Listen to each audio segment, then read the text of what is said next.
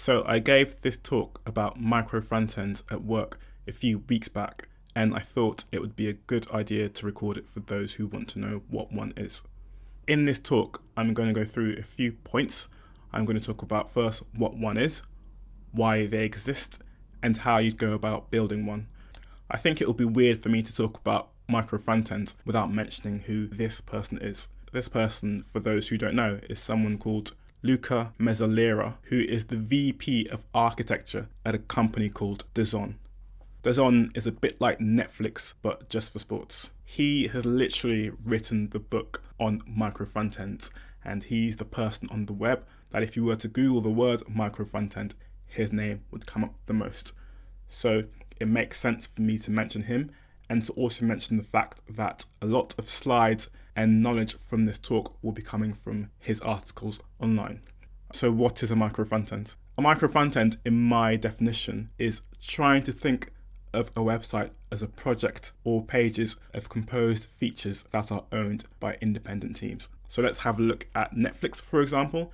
Imagine the header section of Netflix with the header video, and the carousel down here was built by a separate team, and this smaller video down here was built by a different team.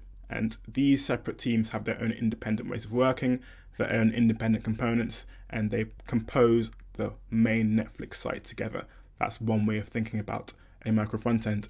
And another way could be thinking about separate pages on a main site. So as you can see for Tesco.com, they've got their main website on the left and the site where you can buy groceries on the right. And these are two separate teams, or could be, I don't know how Tesco actually works, but these could be two separate teams in two different locations that work together with their own design style components, and they put them together to make the main Tesco.com website. So this is, as you can guess, a picture from Luca's talk, and this is how he separates the teams at DAZN. I don't know if this is how he currently does it, but this is how he did it before. And there's a team that works on the landing pages, a team that works on authentication, discovery and playback, customer support, my account. So these are all separate teams that own that specific part of the website. The benefits of micro-frontend are that the deployments are independent, so you can deploy with Jenkins or Travis or GitHub Actions, whatever you want, and it's independent from the other parts of the site.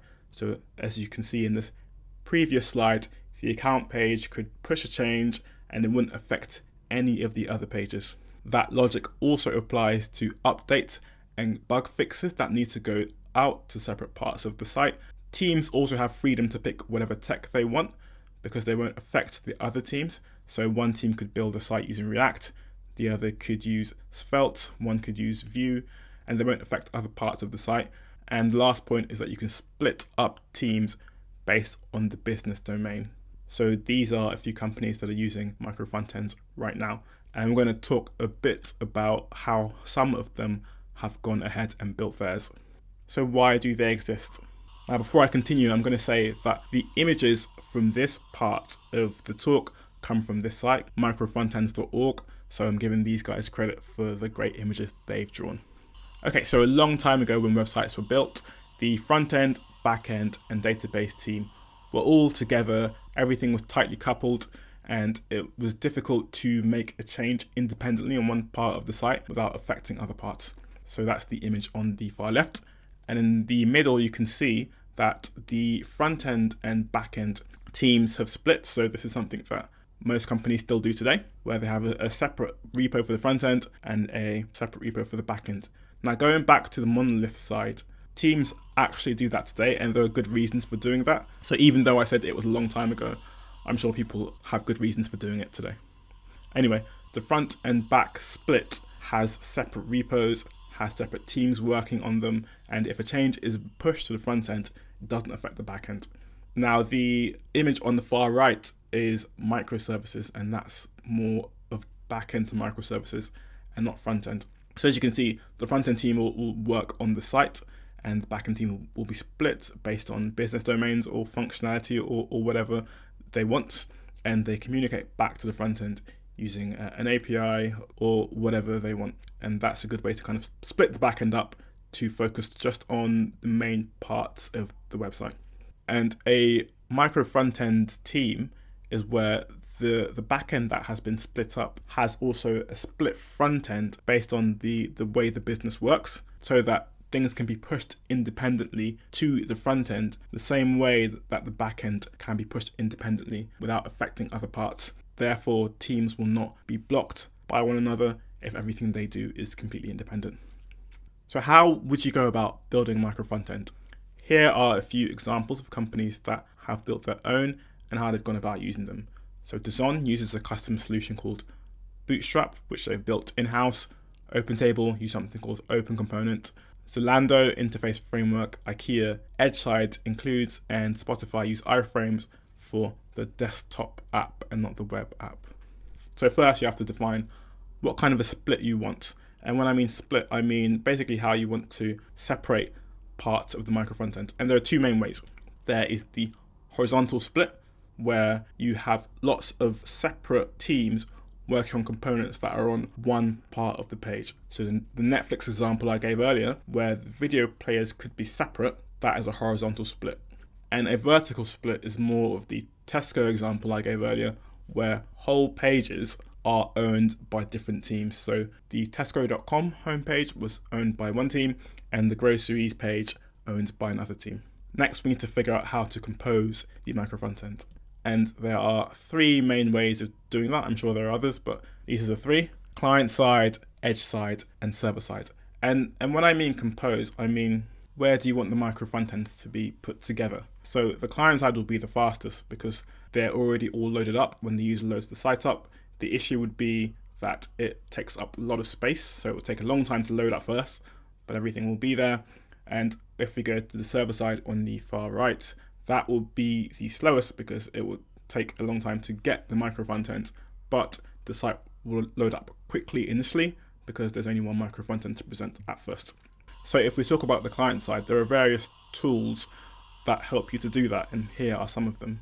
Single SPA, Luigi, Parcel Framework, all of these support client-side micro front-end creation. Now, if we go into the middle on edge side, edge is a bit different, and let's talk about what edge is. So edge computing is basically a way to get information to the user from the cloud quicker than if it was coming straight from the cloud. Let's have a talk about how information comes from the cloud. So we have our computer in one location, and the clouds would be in a different location geographically. And if we wanted to get information from it back and forth, it would have to travel from where we are to the country where the cloud is, and that might take some time. Especially if we want information that is critical to the user, we want that to come across quicker than the cloud currently provides. So what edge computing does is it will find a computer or a server that's geographically closer to the client, and therefore if there are critical calls or critical messages that need to be sent, it will go through the edge, which will be quicker than going straight to the cloud. As you can see on the image on the right, critical bits of information are sent to the server that's closer to the user, and then to the cloud, which is faster, instead of going straight to the cloud. So this is what edge computing is at a very, very basic level. And so if we think about edge side composition, when it comes to micro frontends, we're thinking about CDNs that are provided by large cloud companies. And as you can see, AWS from Amazon provide that, and also Azure from Microsoft provide cloud side includes using CDNs. And the final option is server side, which means the micro frontend will be fetched from the server, so it needs to make a call, which needs to travel basically to wherever the server is, and grab the micro frontend and present it to the user. And as usual, there are tools to help with that, and here are some of them.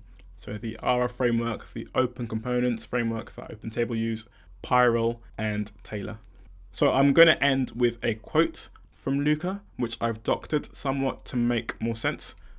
Too often, I see people judging other companies' or colleagues' decisions without understanding the context in which that decision was made. In reality, the context is even more important than the decision itself, because without it, the decision could sound horrible or totally inappropriate. In reality, that choice could have been the best or only option for that specific context. The reason I bring up this quote is because Dazon is a big company. They have over 2,800 employees in 24 different countries. So Imagine that you're on a team of the Zon in Australia and you're working on the account page. This is before Micro-frontends was introduced to the company. The team in the UK is the team that builds the component library. You need a certain component to be changed for the account page to work. So you'd have to wait the next day until that component has been updated by the team in the UK. Imagine if that was happening on a large scale between teams in different countries, and this was making development of work take a long time. In that context, it makes complete sense to apply a micro-frontend architecture where each team owns their components, owns their code, and therefore they will not be blocked by another team in a different country. Even though there will be duplicate code, so the team in Australia will probably have the exact same component as the team in the UK. They will not be blocked by other teams, they won't be blocked by deployment, they will not be blocked by bugs or anything like that, and they can go ahead and work independently. So the micro-frontend solution isn't a one-size-fits-all.